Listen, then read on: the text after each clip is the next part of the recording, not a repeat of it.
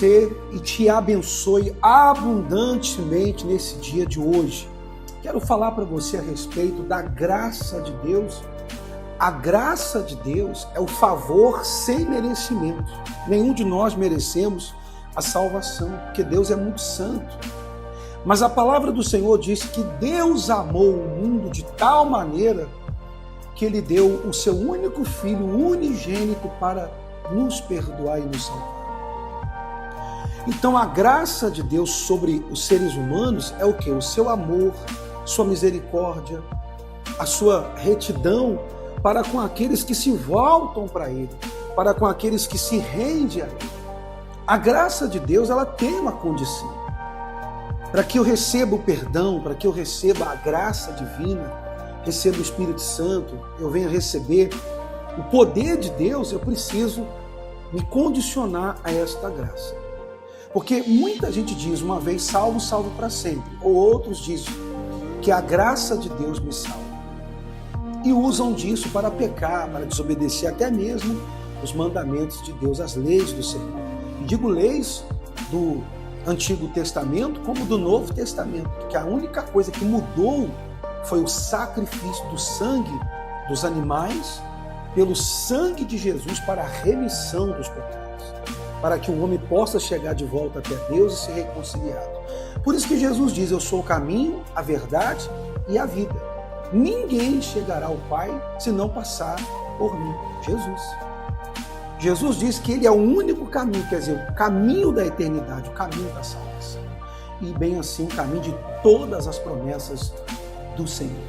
Diz assim o texto sagrado em Romanos, capítulo 5, tendo sido, pois, justificados pela fé, temos paz com Deus por nosso Senhor Jesus Cristo, pelo qual também temos entrada pela fé a esta graça. Olha só, aqui está dizendo que a graça de Deus é o favor sem merecer, mas toda essa graça tem uma condição, que é pela fé. E o que é fé na Bíblia? Exatamente. Livro de Hebreus, capítulo 11, Paulo fala que a fé é a certeza de coisas que se esperam e a convicção de fatos que não se vê. Aí depois começa a falar que pela fé foi o universo formado pela palavra de Deus, de maneira que o invisível veio a existir das coisas que não existiram. Como também fala que pela fé os heróis do passado alcançaram grandes testemunhos. Então a gente entende que a fé é uma ação, é uma obra, é uma atitude para alcançar o favor ou a graça prometida. Então diz assim, tendo sido, pois, justificados pela fé, temos paz com Deus por nosso Senhor Jesus Cristo, pelo qual também temos entrada pela fé a esta graça. Então, pela fé, alcançamos essa graça. O que envolve a fé? O que envolve a fé é o quê? A oração, que é o vínculo de conexão com Deus, onde Deus vê a nossa sinceridade, a nossa real condição. Quando oramos, Deus olha para nós e enxerga em nós se estamos sendo sinceros ou não. Muita gente confunde, inclusive, oração com fazer pedidos. Tem gente que diz assim, pastor, eu oro muito. Será que ela está orando muito? Porque orar é ter conexão, é ter comunhão com o Senhor, buscar a vontade do Senhor, se envolver com Deus, buscar dele a sua graça, o seu perdão, o seu amor. Agora, pedidos são outras coisas. Deus me dá prosperidade, Deus me dá saúde, Deus me dá família. São pedidos. Mas a oração é uma conexão que a pessoa faz com Deus. Segundo, ela vai ser uma pessoa de leitura da Bíblia, da palavra do Senhor. Porque lendo a palavra, ela vai ser direcionada, ela vai ser conduzida pelo Espírito Santo à obediência. Então, o terceiro passo é a ação da fé, é a fé em movimento para alcançar a graça não merecida. Então, tem muita gente caída pela graça. Muitas pessoas dentro das igrejas, caindo no pecado, caindo na desobediência, caindo nos mandamentos do Senhor por causa da graça. Elas usam da graça para pecar, usam da graça para se isentar de obrigações bíblicas, como não devolver o dízimo, como não servir ao Senhor para servir a si próprio, ou para manobrar aquilo que está dentro do coração delas. Então a graça que não merecida é o favor de Deus, é o amor dele, que apesar dos nossos erros, pela fé ele nos concede a sua graça, ele nos justifica. Aí diz assim, vamos continuar lendo aqui a leitura, versículo 12. Portanto, como por um homem entrou o pecado no mundo, e pelo pecado a morte, assim também a morte passou a todos os homens. Por isso que todos pecaram. Então, todo mundo um dia morre por causa do pecado que veio de Adão e Eva. Então, o pecado generalizou a todos os seres humanos. O ser humano nasce, vive e morre. E depois disso, ou vem a absolvição pela graça, a salvação, ou a condenação eterna ao juízo final. Então, todos vão morrer. Ninguém pode fugir da morte. Por isso que você tem que ter a graça. A graça de Deus é o nome escrito no livro da vida. Essa graça só vai permanecer na sua vida, na minha vida, na nossa vida, se permanecermos na fé. É como uma frase que eu aprendi. Eu fui salvo, serei salvo, se permanecer salvo. Pela fé, pela obediência na palavra. Então tem muitos cristãos usando o conceito da graça para dizer, a gente está na graça, hoje é o amor. E por conta dessa falsa graça, elas torcerem essa graça, as pessoas têm pecado. Pecado liberalmente. E como haverá perdão da graça se o pecado já é liberal? A pessoa pode pecar e pedir perdão e está tudo certo. A luta contra o pecado depois do perdão é ferrenha. Eu terei que enfrentar o pecado todos os dias, as tentações, os maus pensamentos que vêm para todos, os maus sentimentos, são coisas que nós acabamos presenciando, coisas que nós ouvimos.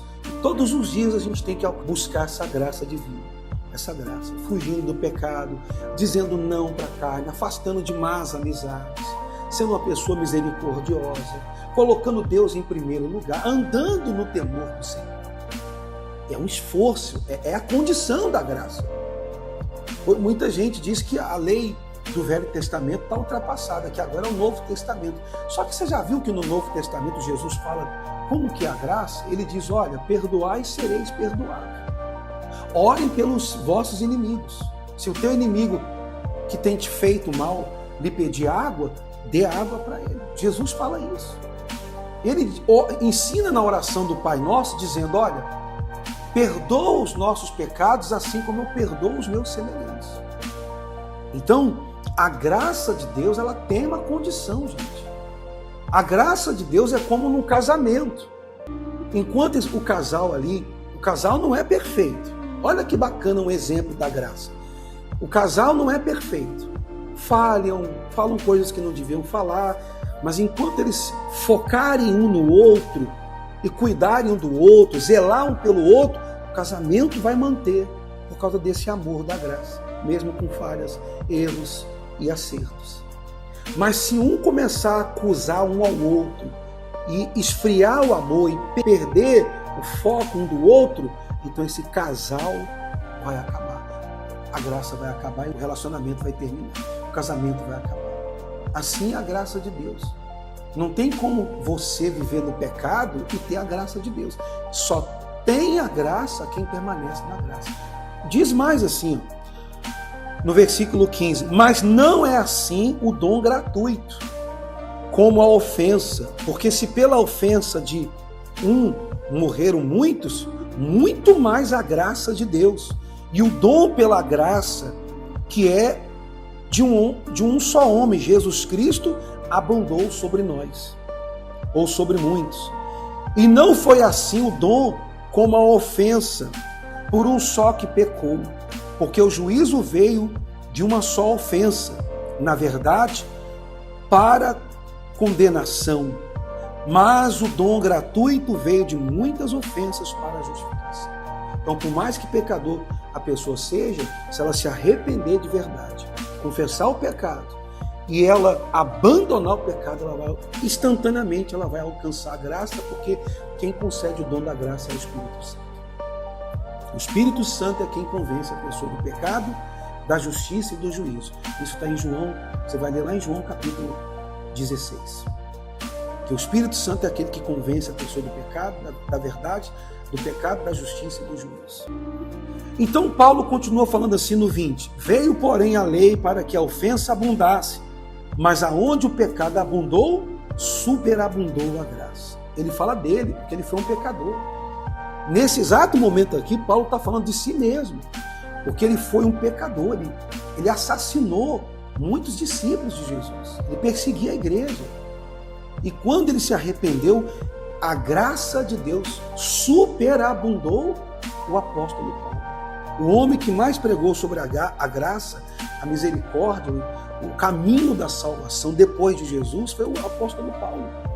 Porque ele foi um grande pecador, mas ele abandonou todas as práticas do pecado e passou a viver por Cristo. E olha só, o próprio apóstolo Paulo fala: miserável homem que sou, quem me livrará do corpo do pecado? Mesmo arrependido, perdoado, ele ainda se sentia um pecador. Ele constantemente precisava da graça de Deus. E ele disse, para que assim como o pecado reinou na morte, também a graça reinasse pela justiça para a vida eterna, por Jesus Cristo nosso Senhor. Então quem concede a gente a graça é o Senhor Jesus para a vida eterna. Só que essa graça tem uma condição, que é a fé. A fé que exige o sacrifício da obediência na palavra de Deus. E no capítulo 6, do último versículo que eu quero ler, diz assim: que diremos, pois?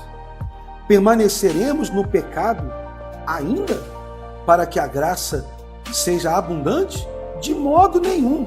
Nós que estamos mortos para o pecado, como viveremos no pecado ainda? Então tem muita gente usando da graça para cair em pecado. Cuidado para você não ir para o inferno por causa dessa mentira que te ensinaram. A graça exige sim. A graça exige o arrependimento, confissão, obediência a Cristo. Por exemplo, na graça você não pode namorar com alguém que é do mundo, porque a fé não vai combinar. A fé não vai combinar. Você vai buscar em Deus um homem ou uma mulher que vai agradar a Deus para poder se unir com você e ambos manter a fé até o dia da salvação. Você vai se afastar de amizades que porventura possam levar você para o inferno.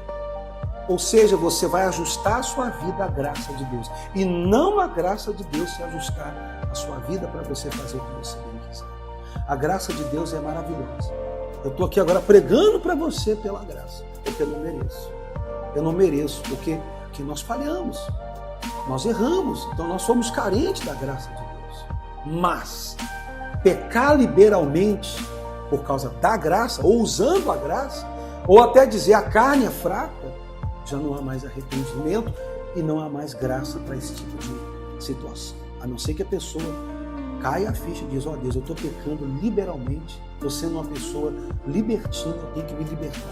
Aí haverá perdão. Porque para qualquer ser humano ainda tem salvação. Até mesmo daqueles que caíram por conta da graça.